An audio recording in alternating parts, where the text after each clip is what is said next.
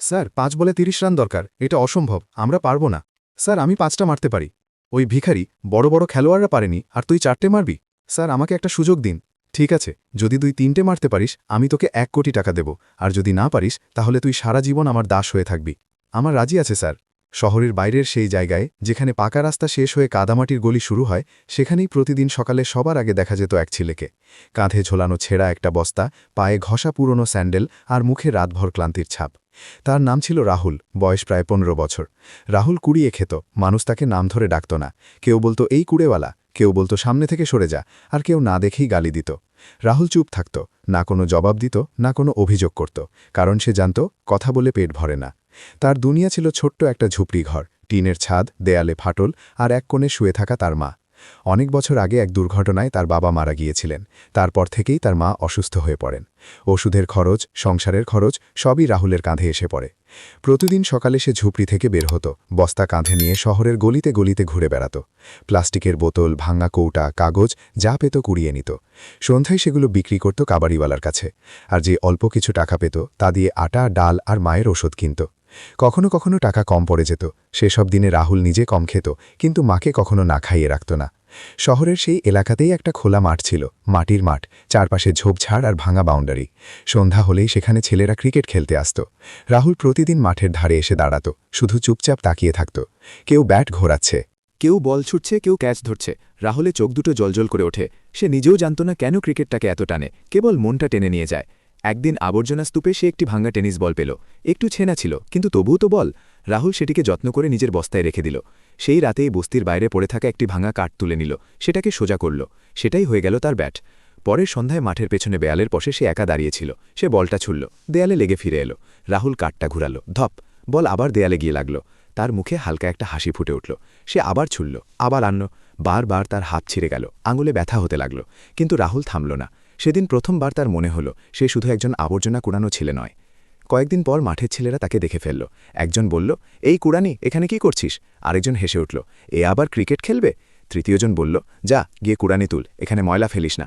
সবাই হেসে উঠল। রাহুলের মাথা নিচু হয়ে গেল। সে কিছু না বলে সেখান থেকে চলে গেল। কিন্তু সেই রাতে এসে কাঠ আর বলটা বুকে জড়িয়ে ঘুমাল। তার চোখে ঘুম ছিল না, মাথায় শুধু মাঠের কথা। রাহুলের জীবন সহজ ছিল না। সকাল কুড়ানি, সন্ধ্যায় মা, রাতে খোথা। কিন্তু এই সব কিছুর মাঝেও একটা জিনিস ছিল যা তাকে বাঁচিয়ে রাখত, ক্রিকেট। কখনো কখনো সে ভাঙাড়ি দোকানের সামনে দাঁড়িয়ে টিভিতে ম্যাচ দেখত, ছোট্ট একটা সাদা কালো টিভি। যখন ব্যাটসম্যান মারত, রাহুলের নিঃশ্বাস আটকে যেত। সে মনে মনে ব্যাট ঘুরিয়ে নিত। একদিন মাঠে বড় একটা ম্যাচ হওয়ার কথা ছিল। ২ মহল্লার দল খেলবে। চারদিকে হইচই, ছেলে, বুড়ো, বাচ্চা সবাই জড়ো হচ্ছিল। রাহুল দুয়ে দাঁড়িয়ে সে দেখছিল। ঠিক তখনই এক খেলোয়াড় চোট পেয়ে গেল। দলে একজন কম পড়ে গেল। কেউ বলল, একজন খেলোয়াড় দরকার। সবাই চারদিকে তাকাতে লাগল। রাহুলের বুক ধড়পড় করতে লাগল। সে সাহস করে এক পা এগিয়ে গেল, ধীরে বলে উঠল, আমি খেলতে পারি। সবাই তার দিকে তাকালো। তারপর জোরে হেসে উঠল, এই কুড়ানো ছেলে, এর হাতে ব্যাটই ঠিকমতো থাকবে না। রাহুল চুপ রইল। সে শুধু মাঠের দিকে তাকিয়ে থাকল। সে জানত না আজকের দিনটাই তার জীবনের সবচেয়ে বড় মোড় হয়ে উঠতে যাচ্ছে। কেউ রাহুলের বয়স দেখছিল, কেউ তার ছেঁড়া কাপড়, কেউ তার পায়ের চপ্পল, কিন্তু রাহুল কাউকে দেখছিল না। তার চোখ ছিল শুধু পিছের দিকে, মাটির সেই জায়গায় যেখানে একটু পরেই একজন ব্যাটসম্যান দাঁড়াবে। একজন ছেড়ে বলল, এই সরে যা, সময় নষ্ট করিস না। রাহুল পিছিয়ে যেতে লাগল। ঠিক তখনই দলের ক্যাপ্টেন হাত তুলল। সে একটু চিন্তায় ছিল। ম্যাচ শুরু হতে আর কয়েক মিনিট বাকি। ক্যাপ্টেন বলল, একজন লোক দরকার। যদি আর কেউ না থাকে তাহলে এটাকেই খেলতে দিই। সবাই অবাক হয়ে গেল। পাগল হয়ে গেছিস নাকি? এটা তো প্রথম বলেই আউট হয়ে যাবে। ক্যাপ্টেন বলল, আউট হলে হোক, আমাদের কাছে তো আর কোনো অপশন নেই। রাহুলের বুক ধরফড় করতে লাগল। সে বিশ্বাসই করতে পারছিল না। ধীরে ধীরে সে মাঠে নামল। কেউ তাকে প্যাড দিল না, কেউ হেলমেট দিল না, শুধু একটা পুরনো ব্যাট ধইয়ে দিল। ব্যাটটা তার হাতে একটু ভারী লাগছিল, কিন্তু সে শক্ত করে ধরে রাখল। রাহুলকে ওপেনিংয়ে পাঠানো হলো। ভিড় আবার হাসতে লাগল। কুড়ানো ছেলে ওপেনার, বোলার নিজের জায়গায় দাঁড়ালো, লম্বা, শক্তিশালী। সে বল ছুড়ল। প্রথম বলটা রাহুলের পায়ের কাছে পড়ল। রাহুল ভয় পেয়ে গেল, ব্যাট চালাতে পারল না। Dot ball. দ্বিতীয় বলটা একটু উপরে উঠল। রাহুল চোখ বন্ধ করে ব্যাট ঘুরিয়ে দিল। হাওয়ায় বলটা ব্যাটের কিনারায় লেগে ধীরে ধীরে স্লিপের দিকে গেল। সবার শ্বাস যেন থেমে গেল। কিন্তু বলটা মাটিতে পড়ে গেল। রাহুল বেঁচে গেল। তার হৃৎপিণ্ড জোরে জোরে ধড়ফড় করছিল। তৃতীয় বল। রাহুল চোখ খুলল। তার মায়ের মুখ মনে পড়ল, বস্তির কথা, খালি বাসন, ওষুধের শিশি। সে ব্যাটটা শক্ত করে ধরল। বল এলো। রাহুল সোজা শট খেলল। ধাপ! বলটা বোলারের মাথার ওপর দিয়ে চলে গেল এবং মাটিতে পড়েই বাউন্ডারির দিকে গড়িয়ে গেল। ৪ রান। মাঠে নিস্তব্ধতা, কয়েক সেকেন্ড পরেই শোরগোল। আরে এ তো মেরে দিল। রাহুল নিজেই অবাক হয়ে গেল। জীবনে প্রথমবার সে এত লোকের সামনে 4 মেরেছে। তার হাত হালকা কাঁপছিল, কিন্তু মনে এক অদ্ভুত উষ্ণতা ছিল। পরের বল, বোলার রেগেছিল, দ্রুত গতির বল। রাহুল একটু দেরিতে ব্যাট চালালো, বল ব্যাটে লেগে ওপরে উঠল, সোজা মিড অফের দিকে। ক্যাচ! ভিড় আবার শ্বাস আটকে দেখছিল, কিন্তু বলটা খেলোয়াড়ের হাতে লেগে নিচে পড়ে গেল। রাহুল আবার বেঁচে গেল। ক্যাপ্টেন দূর থেকে বলল, ভয় পাস না, দেখে খেল। রাহুল মাথা নাড়ল। ওভার শেষ হলো। রাহুল 4 রানে ছিল, কিন্তু আসল বিষয় রান না, আসল বিষয় ছিল সে আউট হয়নি। অন্য প্রান্তে থাকা ব্যাটসম্যান দ্রুত আউট হয়ে গেল। এখন রাহুলের সঙ্গে নতুন ব্যাটসম্যান এলো। সে রাহুলকে ওপর থেকে নিচ পর্যন্ত দেখে বলল, সহজভাবে খেল। রাহুল কিছু বলল না, শুধু পিচের দিকে তাকালো। ধীরে ধীরে রাহুল বলটা পরিষ্কার দেখতে শুরু করল। তার চোখ বলের পেছনে যেতে লাগল। তার ব্যাট যেন নিজে থেকেই চলতে লাগল, কখনো সিঙ্গেল, কখনো 2 রান। দর্শকদের ঠাট্টা কমতে লাগল। এখন সবাই মন দিয়ে দেখতে শুরু করল। তৃতীয় ওভারে রাহুল একটি বল কাট করল। বলটা দ্রুত বাউন্ডারির দিকে ছুটে গেল। 4 রান। কিছু লোক দাঁড়িয়ে গেল, এই ছেলেটা ভালো খেলছে। রাহুলের মাথায় একটাই কথা। সেই মাঠ যেন গর্জে উঠল। প্রথমবার কেউ জোরে চিৎকার করে বলল, সাবাস! রাহুলের হৃদয় জোরে ধুকফুক করছিল, কিন্তু সে নিজের খুশি প্রকাশ করল না। সে জানত এখনও অনেক কিছু বাকি। 3 ওভারে এখন 29 রান দরকার। রাহুল একাই দাঁড়িয়েছিল, অন্য প্রান্তে কেউ টিকতে পারছিল না। প্রতিটি নতুন ব্যাটসম্যান 2-3 বলেই আউট হয়ে যাচ্ছিল। রাহুল পিচের মাঝখানে দাঁড়িয়ে সব দেখছিল। তার চোখে হালকা জল এসে গিয়েছিল, কিন্তু সে মাথা ঝাঁকিয়ে ফেলল। কাঁদার সময় এখন নয়। পরের ওভার, রাহুল প্রথম বলেই সিঙ্গেল নিল। দ্বিতীয় ব্যাটসম্যান এলো, দ্বিতীয় বলেই আউট। আবার রাহুল স্ট্রাইকে। তৃতীয় বল 4, চতুর্থ বল ডট, পঞ্চম বল 4, ষষ্ঠ বল 1 রান। ওভার শেষ। এখন 2 ওভারে 18 রান দরকার। ভিড় দাঁড়িয়ে গেছে। কিছু লোক রাহুলের নাম ধরে চিৎকার করছে, রাহুল, রাহুল! রাহুলের কাছে এটা অদ্ভুত লাগছিল। যেসব মানুষ একসময় তাকে কুড়েওয়ালা বলতো, আজ তারাই তার নাম নিচ্ছে। দ্বিতীয় শেষ ওভার। প্রথম বল, রাহুল লং অন দিয়ে মেরে দিল। এখন 12 রান দরকার। দ্বিতীয় বল স্লো বল, রাহুল সময় নিয়ে খেলল, 2 রান।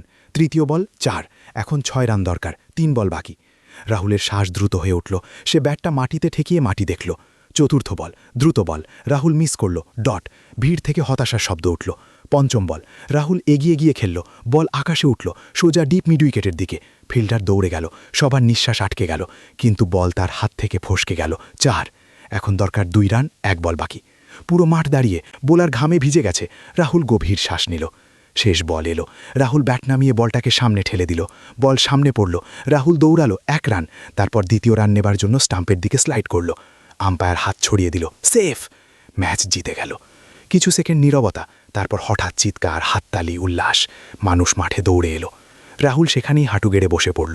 তার চোখ দিয়ে জল গড়িয়ে পড়ছে। সে আকাশের দিকে তাকিয়ে ধীরে বলল, মা, দেখো।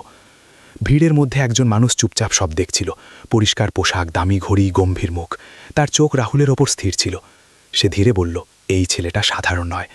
রাহুল মাঠের এক কোণে বসেছিল। তার কাপড়ে মাটি লেগে আছে, হাতে পুরনো ব্যাট, চোখে ক্লান্তি, কিন্তু ভেতরে কোথাও আগুন জ্বলছে। ঠিক তখনই একজন লোক তার সামনে এসে দাঁড়ালো। রাহুল? রাহুল মাথা নেড়ে বলল, জি সাহেব। লোকটা মাঠের দিকে তাকালো, যেখানে একটু আগেই রাহুল একাই ম্যাচ জিতিয়ে দিয়েছে। তারপর বলল, আমার নাম বীর প্রতাপ। রাহুল চুপ রইল। বীর প্রতাপ বলল, 3 মাস পরে মুম্বাই একটা খুব বড় ম্যাচ আছে। রাহুলের চোখ উঠে গেল। 2টা বড় দলের মধ্যে সেই ম্যাচের মূল্য 100 কোটি টাকা। রাহুল ঠিক বুঝতে পারল না, কিন্তু এতটুকু বুঝল এটা খুব বড় কিছু। বীরপ্রতাপ ধীরে বলল, তুই যদি আমার টিম থেকে খেলিস, আর যদি তোর জন্য আমার টিম জিতে যায়, তাহলে আমি তোকে 1 কোটি টাকা দেব। রাহুলের মনে হলো যেন তার শ্বাস বন্ধ হয়ে যাচ্ছে। সে বলল, সাহেব, আমি তো জুতো ধার করে পড়ি। বীরপ্রতাপ হেসে বলল, টাকার আগে আমি তোর ক্ষুধা চাই, তোর ভিতরে আগুন আছে। রাহুল প্রথমবার কোনো বড় মানুষের চোখে বিশ্বাস দেখল। সে ধীরে বলল, আমি খেলব সাহেব। পরের দিনই রাহুলকে শহরে নিয়ে যাওয়া হলো। প্রথমবার সে বাসের জানালা দিয়ে উঁচু উঁচু বিল্ডিং দেখল। প্রথমবার নতুন কাপড় পরল। প্রথমবার নিজের নামে একটা ব্যাগ পেল। তার জন্য একজন কোচ রাখা হলো, কোচ শর্মা। প্রথম দিনই তিনি বললেন, যদি কান্নার শখ থাকে তাহলে এখনই ফিরে যা, এখানে শুধু পরিশ্রম চলবে। সকাল 4টায় ওঠা, দৌড়, net practice, fitness, short practice. রাহুলের হাত ছিঁড়ে গেল, পায়ে ফোসকা পড়ে গেল। রাতে মায়ের কথা মনে পড়ত, কিন্তু সে দাঁত চেপে ঘুমিয়ে পড়ত। 3 মাস কেটে গেল। মুম্বাই, বড় স্টেডিয়াম, আলো, ক্যামেরা, লাখো মানুষ। রাহুলের হৃদয় কাঁপছিল। বীরপ্রতাপ তার কাছে এসে বললেন, মনে আছে তুই কি বলেছিলি? আমি খেলব সাহেব। রাহুল মাথা নেড়ে সম্মতি দিল।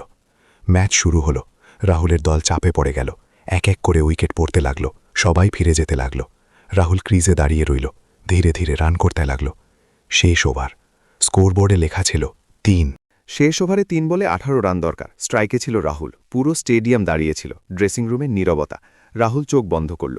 তার চোখের সামনে ভেসে উঠল মায়ের মুখ, কাঁচা ঘর, ক্ষুধার্ত শৈশব, মাটির মাঠ।